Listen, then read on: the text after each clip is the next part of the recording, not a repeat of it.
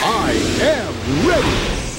GMA Weather, serbisyong totoo ng GMA News. Lumakas pa ang Typhoon Falcon at patuloy nga nitong pinaiigting ang hanging habagat. Alaman natin ang detalye mula kay GMA resident meteorologist Nathaniel Cruz. Mang Tani.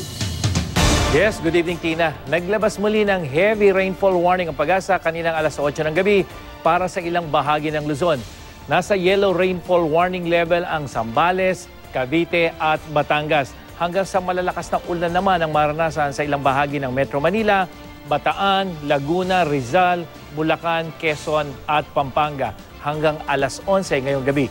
Sa latest update ng Pag-asa, namataan ng mata ng bagyo 750 kilometers east-northeast ng Itbayat, Batanes.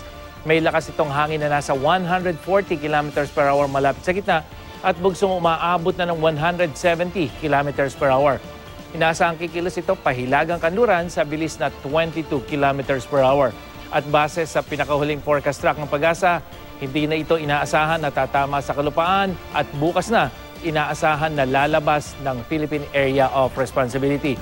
Pero kahit nasa labas ng PAR, hahataking pa rin ito ang hanging habagat na magdadala ng ulan sa ilang bahagi ng bansa hanggang sa araw ng Linggo.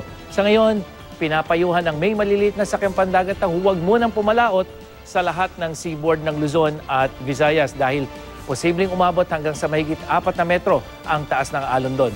Katumbas siya ng mahigit 1 palapag na gusali.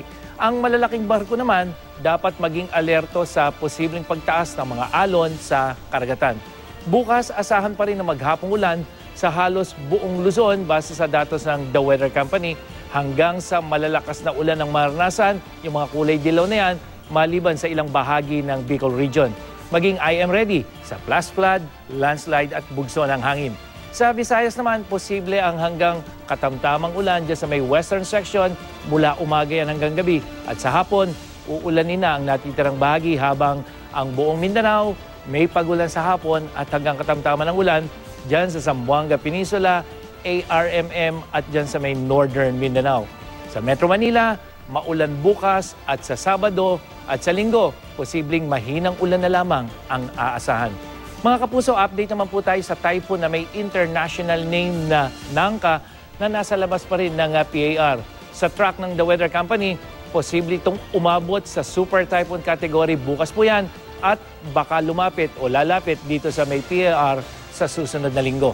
Makikita mo natin sa wind forecast map na maaari nitong hatakin ang hanging habagat o yung tinatawag nating southwest monsoon, kaya babantayan po natin ang bagyong itong si Nangka. Mang Tani, itong lagay ng panahon natin sa weekend, nabanggit mo kasi na uulan pa rin. Yung bang mararanasan natin ngayong weekend na pag-ulan, parang nitong mga naranasan natin ngayong araw at nitong mga nakaraang araw na merong malakas na bugso pero sandali lang tapos titigil ng medyo matagal? Yes, Tina, posible pa rin yan. Unang-una dahil sa patuloy na hatak ng habagat itong bagyong si Falcon, kahit na ito ay nasa labas na ng Philippine Area of Responsibility. Pero yung mga pag-ulan natin, Tina, kung ikukumpara nitong ngayon, kahapon at bukas, yung pagdating ng linggo ay asahan na natin na mas madalang na yung bugso ng ulan dahil unti-unti hihina pansamantala yung hanging habagat dahil lalayo na ng gusto itong bagyong si Falcon. Mang Tani, yung kung magiging super typhoon po yung bagyong may international name na Nangka, ibig bang sabihin nito maapektuhan pa rin yung habagat at magdadala pa rin ng ulan sa atin?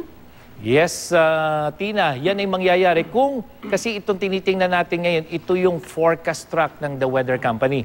At makikita nga natin na posibleng lumapit yan dito sa may Philippine Area of Responsibility. At dahil malakas din to, katulad nitong si Falcon, ay posible na humatak din to ng hanging habagat. Pero yan ay sa mga susunod na araw pa, lagpas ng baka next weekend, pwedeng Tuesday o Wednesday, titingnan natin kung magpapatuloy ito na lumapit sa PAR. Dahil oras na lumapit ito ay talagang definitely, kung wind map yung titingnan natin, Tina, makikita natin na muling lalakas yan dahil pupunta na naman yan dito sa bagyong si Nangka. Kaya talagang dapat babantayan natin yan, Tina.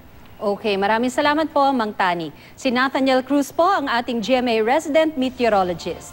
At yan ang latest mula sa GMA Weather. Ako po si Nathaniel Cruz. Magplano para sigurado. I am ready. Serbisyong totoo ng GMA News.